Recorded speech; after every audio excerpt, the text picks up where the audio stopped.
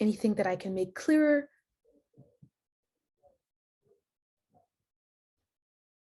Okay, so we can continue. All right, so now we talk about the valves. And again, like even myself, sometimes I confuse which one is which. Not everyone does that, but I do at times. So it's good to remember which ones are which. But again, unless you're in nursing school, you don't necessarily have to know it for the NCLEX to know which is which, but you when I say not to know which is which, like maybe not, they're not going to ask you which one is this, but you need to know the different ones and the differences between them, right? So let's talk about them. So we have two atrioventricular valves, the tricuspid and the mitral, which lie between the atria and the ventricles, right? Because we said in between the atria and the ventricle of each side, left and right, there's a valve that pumps the blood down. It's a one directional, that's why it's a valve, right? And then we say, so the atrioventricular valve closes at the beginning of ventricular contraction and prevents blood flow from flowing back into the atria from the ventricles. These valves open when the ventricles relax, right? So blood accumulates in the atria. Once the body feels that it's filled enough, it opens the ventricles, pumps the water, pumps the blood into the ventricles, and then it closes, right? So that it doesn't, so like to me, like a valve looks like this, right? So it's like filled in the bottom and it's up top, and then it squeezes it up and then it closes back and it fills again in the bottom. It's like, kind of like that.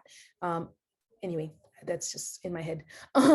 So it's not allowed to go back, right? Fluid that has been expelled out to either, well, it really should go down because the heart pumps this way.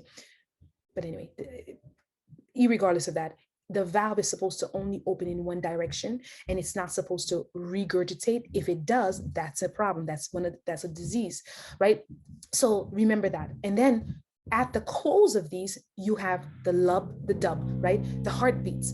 And so that's what it was referring to here. Then we have the two semilunar and the pulmonic and the aortic, right? So the semilunar is the artery that sends the artery and the valve that sends blood from the pulmonic semilunar valve lies between the right ventricle and the pulmonary artery, and the aortic semilunar valve lies between the left ventricle and the aorta, right? So the semilunars, I haven't seen them quite many questions on them as much as I have seen about the atrioventricular, right? Just so you know. And then we have the semilunar valve prevents blood from flowing back into the ventricles during relaxation, right? So again, as long as you know valves are one directional, unidirectional, doesn't matter whether it's semilunar or atrioventricular, it doesn't, as long as they're a valve, they're not going the other way around. If they do go the opposite direction, then it's a problem, right? Okay, so all that information that I've just told you, I mentioned it was the plumbing system, right? That was the blood flow in the body. Okay. Again, we'll talk a little bit more about what that blood flow means and implies to the different parts of the body at a later time. I don't know if we'll get to it, but we might. But I also mentioned that there's another system that the heart has, and that's the electric system. And like the most amazing thing that I have ever seen, I think even before I went into nursing school, or maybe during nursing school, was to see a heart beat outside the body, not connected to anything, right?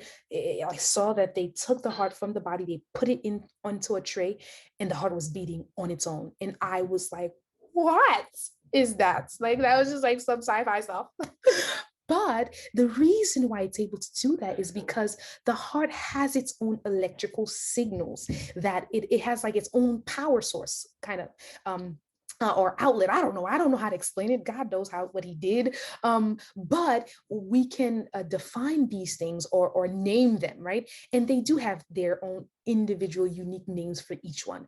The first one that we're going to talk about is the SA node. The SA node is what we call the pacemaker of the heart. Like if you've heard someone who says, they have a pacemaker, they have a pacemaker because their natural God-made normal pacemaker doesn't work, right? And that pacemaker, what it is an electrical signal, an electrical impulse that tells the heart to beat, and it tells it how to beat, how often, right? And so in here we see it's a pacemaker. So pacemaker means it initiates the beat, and it's at the very top.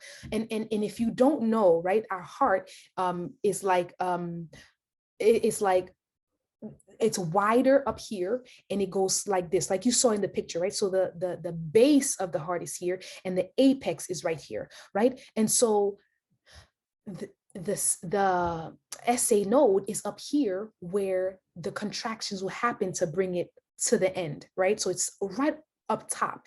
And if you look it up and you see the pictures, you'll see where it is. And that's because the first part of the heart that contracts is the atria. So it needs to be on top of the atria so that it can signal the atria to contract, right? And so then after the SA node, which is a pacemaker, which initiates the beat, also, we have to remember, this is an exam question, both in class and NCLEX, you need to know that it is a pacemaker. It is called the SA node, or sinoatrial, right? You see atrial in there because it does signal the atrium, right? You need to know that it's a SA node or sinoatrial. You need to know that it is a pacemaker. That's the term that they use for it. It initiates every heartbeat, and you definitely need to know that it beats 60 to 100. It sets the rhythm of the heart, right? A human heart, right? There are certain vital signs that right? That tells us how the body is functioning, right? We know blood pressure is one of them. We know pulse is one of them. We know respiration is one of them. We know temperature is one of them. And they've added pain. Pain is another vital sign type of thing. But anyway, but these pulse, right? Pulse that's 60 to 100 is because of the SA node, right? So if it is below 60, then we know that's called bradycardia. That's less than 60. It's not right. Heart cannot beat that low, but it can. And the only time it does is, let's say, if you're a person who exercises very well, or not very well, but often, and you have built your heart to be so strong that every beat is strong enough that it can pump enough blood that can circulate throughout your body. Whereas a person like myself who doesn't exercise, it don't look like it, but I don't exercise as I should. So my heart rate is like 80 to maybe 95, right? And what that means is the pulse is faster. So it takes more work for my heart to beat or to pump blood to to all of my body. Whereas a person who's an athlete, right, their heart rate is like, 60, or sometimes it's like 58, or to like maybe 60 something, almost 70. So that's less work. So whereas mine is 1 2 3 4 5, like being like that, there's just slower. Point being, the stronger your heart is, the less work that it needs to do, meaning the less pumps, right? And that's a good thing. But a low heart rate, now we're going to move down to the AV node, right? The AV node is located like almost in the middle between the atria and the ventricle. So once the signal comes from the SA node, it carries the current, because it's an electrical signal, carries the current to the AV node. The AV node picks it up and continues the current until it gets to the bundle of His, and then gets to the Purkinje's fibers, which are at the very tip, right? So they are all located at different parts of the heart so that the current could go all the way through, so that the pulse could go all the way through, so that the contraction could go all the way through, so that every part of the body could be beating. Every part of the heart can beat, right? But it's important to know that each signal area has its own rhythm, right? And the reason why it's important to know that is, if something was to happen to the SA node, a person doesn't have their pacemaker, natural pacemaker, well, the heart rate is going to be initiated by the AV node. And I'm a Christian, so it's like sometimes when I think about these things, I'm like, this is just amazing how like God makes these things like fail proof, right? So if something doesn't work, you have something to like catch up and do the rest of the work so that you don't die on the spot. You know what I mean? It's just like amazing. So if the SA node has an issue, then the AV node AV node picks up the slack, the SA node could be dead, gone, done, and the AV node can still allow you to survive, because if you see, the rate here is 40 to 60, and I mentioned people's heart rate can be at 60 and be viable, right? Now, depending on how they work, right? Let's say if it used to be at 100, now it's at 60, they might feel a little different, right? Because, and it might be, there might be some symptoms there, but that not necessary, and they still can survive. That person does not necessarily need a pacemaker to be implanted because their AV node is doing the job, because that's life, right? But when you move down to the Purkinje, to the bundle of His, you'll see the, oh, well, it doesn't say it here, but it's the Purkinje's fibers, the rate is 20 to 40. Can nobody survive on a heart rate of 20? That's a breath. Your breath, the amount of breaths you take is 20 breaths per minute, like that kind of thing. So that a heartbeat cannot be at that rate and the person survives. So this is a person who's going to have to be have to get a pacemaker. So it's really important that you know these things, right? First of all, if you're in class, they're going to question you, so they want you to know it, the pathway, right, from SA to AV to bundle of His to Purkinje's, right? You have to know that order. For NCLEX, you don't have to know the orders. You just need to know, especially the SA node, and you need to know AV node, and you need to know the rhythm, right? You also need to know that if the SA node doesn't work, we good with the AV node. But if the AV and the SA node doesn't work, you're going to need a pacemaker. And the pacemaker is going to work exactly like the SA node. And later on, in the courses, and I always say later on, even though I know this doesn't last but for an hour, but as you know, I do offer classes online for NCLEX review. So in those courses, I do teach the later on information, but the information about, how does a pacemaker work when they install it in your heart, right? What does a spike mean, and what does capture mean? Those are things that you need to know on the NCLEX and in class, and those are information that I teach later. And if you are interested, you can definitely purchase the class and learn all this information. And once you have those classes, you also have access to me to ask me whatever question that you have. But let's move on, right? So now we talked about the plumbing system. We talked about the electrical signal, right, system. But now all of these cause the heart to beat so that the body can receive blood. But what allows the heart to survive? Right? Because the heart helps the body survive. It sends blood to the brain, your eyes, your stomach, your organs, your bladder, all of these parts of your body to help you function. But what allows it to function? It has to have its own blood flow, right? And its blood flow is not going to be from the ventricles, right? From the atrium. No, that's not where it gets the heart gets its blood. The heart gets its own blood system or functioning from the coronary arteries. And now, I don't know if you've heard this before, but those who know about plaque, or who knows about heart attacks, like myocardial infarction, which is another word for heart attack, you know about coronary artery disease. You know that the coronary arteries are important. So when a person gets a heart attack, the problem is not the ventricles. The problem is the coronary arteries, the arteries that sends blood to the heart itself. Okay, so what are they? So there are different ones, and they have different placements, and they provide blood to different parts of the body. Some of them are major, some of them are minor. And that's why you will hear people say, oh, she had a massive heart attack. If a person had a massive heart attack, that means that the artery, right, the coronary artery that was affected is one of the major ones, right? So we have the right main coronary artery that supplies the right atrium and the ventricles and the inferior part of the left ventricle. We have the left main coronary artery consisting of two major branches. You see, like in the word, major, right?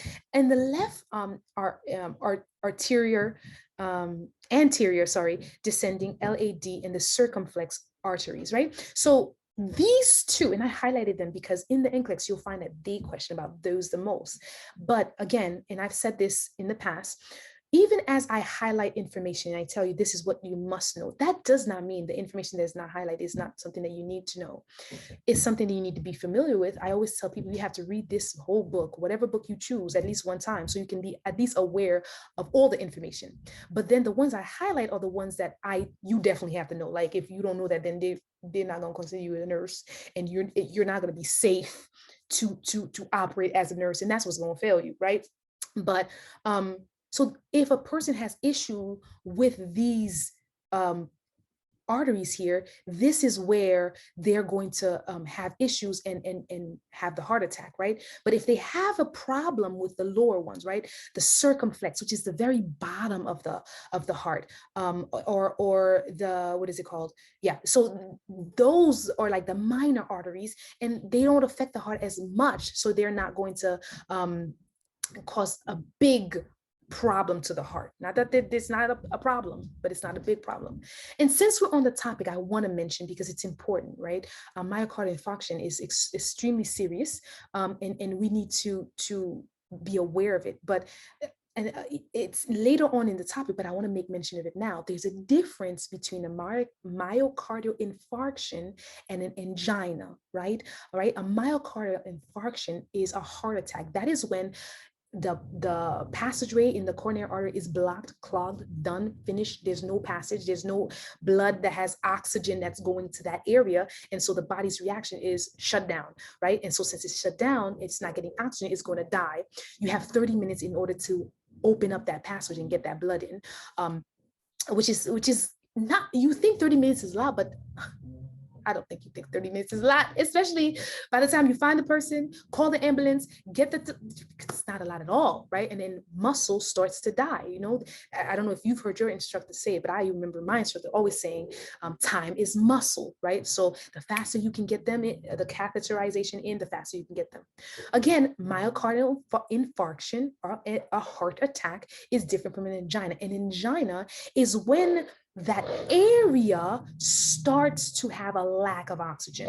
It's starting to close up, but it's not completely closed. So the person has time to, get help, so to speak. And the kind of help that they get, if you remember, is when they take nitroglycerin, right? They put it under the tongue 3 different times for 5 minutes interval, so 15 in all.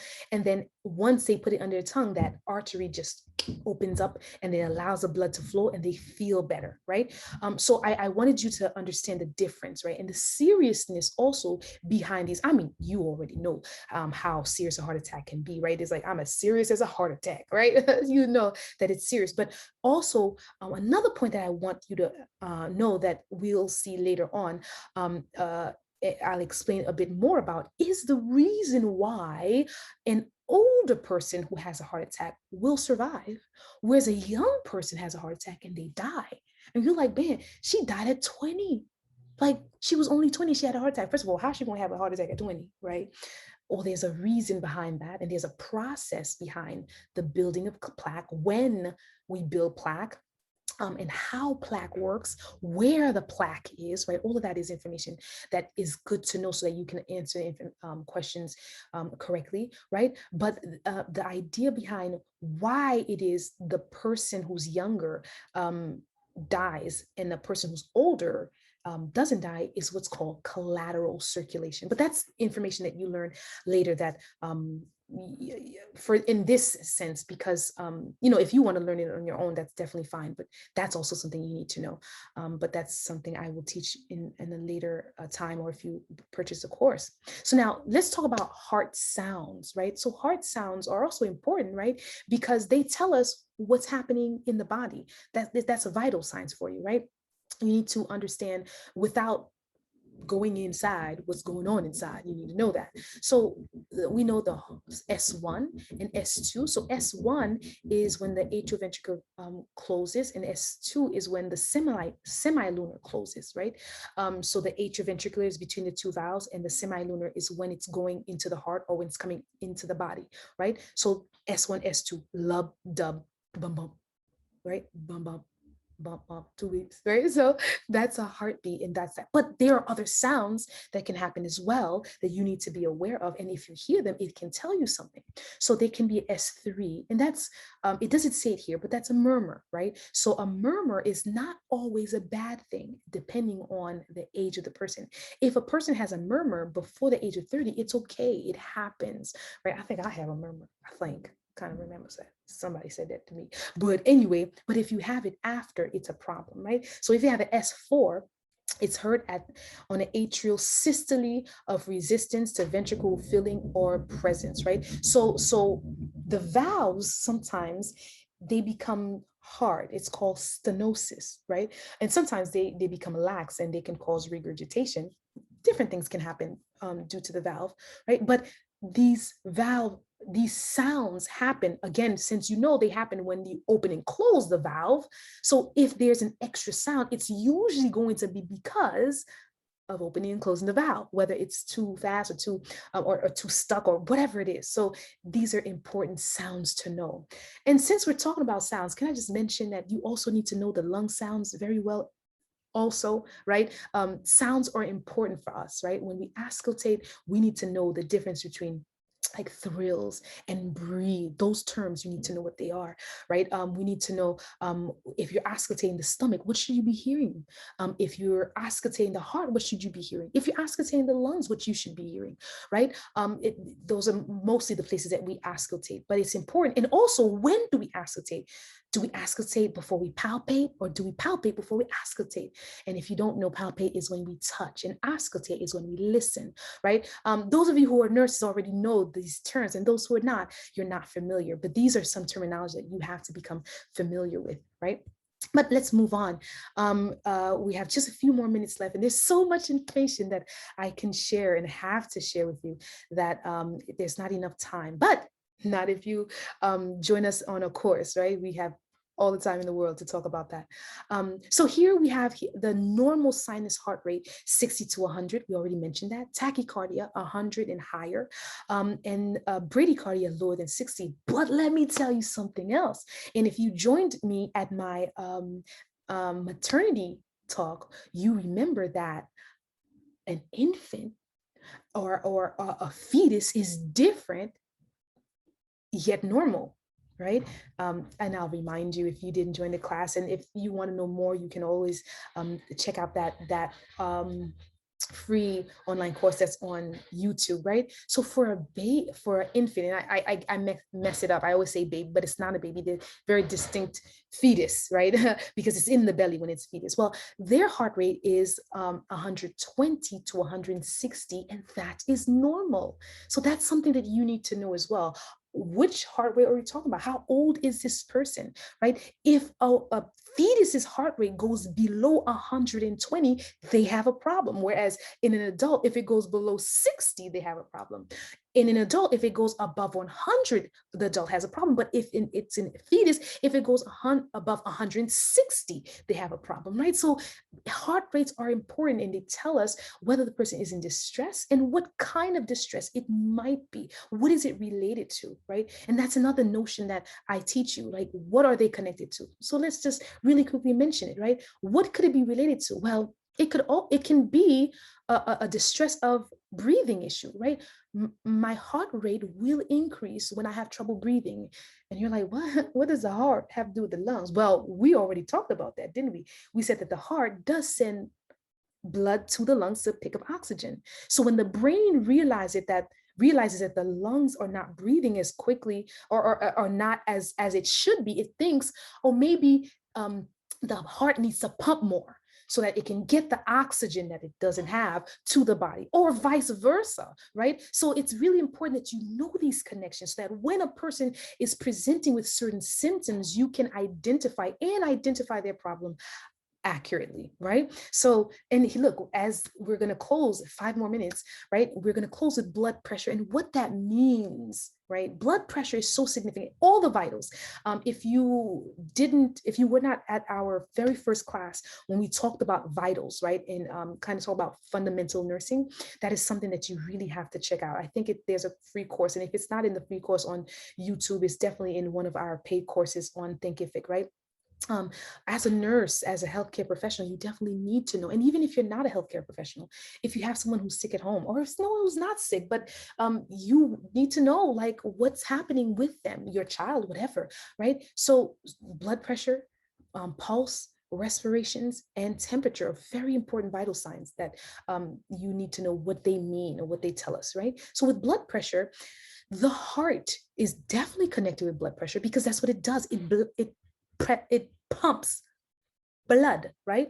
But how is it connected? So the blood is pumped through a vessel, right? And every time the blood is pumping through the vessel, it pushes against it. And that's the pressure.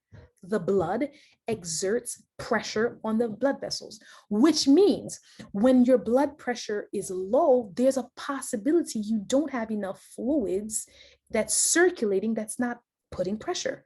Or when the pressure is high, that means you might have too much fluid that's pushing on the blood pressure, on the blood vessels, that's causing the pressure to be high. There can be so many other reasons why blood pressure can be high or low, but those are some of the reasons why. So now, how does the heart, how is it affected by that, or how does it manage it, or how is it controlling it? Well, the aorta has what we call baroreceptors, right? Receptors, when you think about them, you think about receiving, right? It's a nerve something, right? So it's like a nerve signaling something that's there, that when the heart pumps adequate blood, that area, right? Because we know it's pushing against the blood vessel, that area in the aorta feels the push, the pressure, and it tells the brain, the pituitary gland that receives this information. It says, hey, you're doing okay. You have enough fluid. We're good. Our pressure is fine. So you don't need to drink and you don't need to pee anything. You're good. But if the blood pressure was too high, those baroreceptors will send a signal to the brain that will tell it, we need to do something because the blood pressure is too high. And when your blood pressure is too high, eventually it will cause damage to the blood vessels. Imagine something that's pushing and pushing and pushing and pushing, like all the days of your life, right? It's going to cause a problem. So the heart's going to eventually have to do something about it. And the same thing as well, if it doesn't feel that pull, that push, it'll send signals to the brain and say, listen, I didn't feel a push. I didn't feel a pull. I didn't feel anything. You don't have enough fluid in here. We need to do something about it. And the blood and the body, or the brain, the pituitary brain, will send signals to the kidney, will then tell the body, you either need to shut down so you don't pee, so we could keep that fluid in, or it'll send signals to the pituitary that will send it to the hypo something, I forget which one, that hypothalamus, I think it's the hypothalamus that affects the thirst receptors, whichever the thirst receptors are. It'll send signals to it and tell you to drink. So again, they're all connected. So you need to know what they are so that you know what they affect and how they will exert control over the different parts of the body and the systems and what's happening, so that it can keep you in what we call equilibrium, right? So it is 2:59. I'm leaving some time for a few questions if you have, if anything is unclear, if you need to, understand something better. Again, as you know, if you don't know, my name is Nicolette Piobert. I'm a nurse practitioner and a tutor, and I can definitely help in understanding NCLEX material, going through the whatever book that you're going through. Usually I use Saunders, but the content that you need to know to pass your NCLEX, especially this is a season for a lot of people have graduated and they need to prepare for the NCLEX, but I also can help you understand information in your class. So if you're interested, however you got this information, just reach out and we can see what we can do. So anyone has questions besides that? It's 3:00. I'd like to respect your time and end now.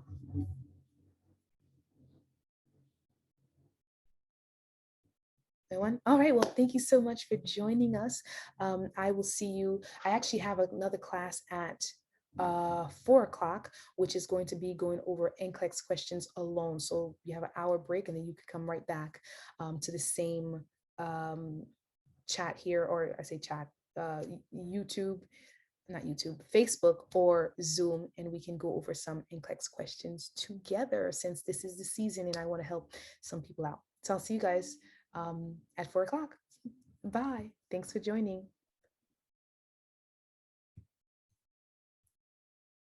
Oh, I think I see someone in the chat who says same. Okay. Alrighty. For more information on how to register for classes and get help from our tutoring center, visit www.gab-nic-nursingtutor.com. That is www.gabnicnursingtutor.com. To view our free or paid classes, sign up on www.thinkific.com. That's www.thinkific.com and register for the pre-recorded classes of your choice after searching for the Gab-Nic Tutoring Center uploads. We offer in-person tutoring and Zoom calls. You can also find us on YouTube for more free classes and tips on how to do better in nursing. We are also on Facebook, where we upload articles, tips, and tricks on how you can make your journey to becoming a nurse smooth and near effortless. Did I mention Instagram? Basically, we are everywhere. So check us out or call 917-602-9927 and we will tell you just how to join. See you soon!